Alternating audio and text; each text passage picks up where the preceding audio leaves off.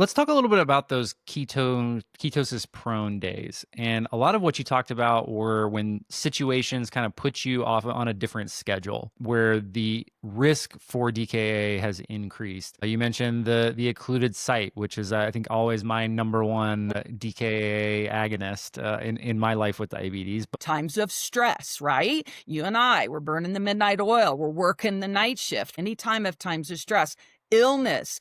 Have you ever noticed some illnesses raise your blood sugars and some don't? Like, what is up with that, right? You have different scenarios, and that's cortisol and growth hormone and things like that.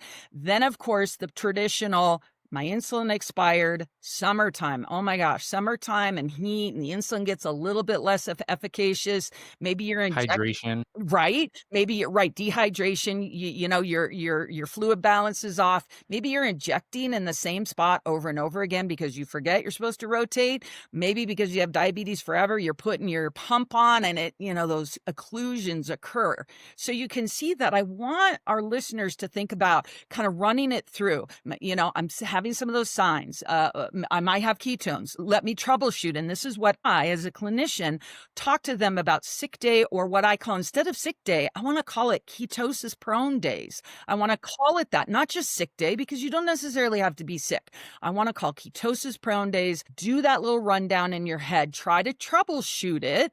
We're not saying for you to do it on your own, but it's sure going to help your clinician if you call them to say, you know what, here's what I've done, because it's all about identification, testing, and then action.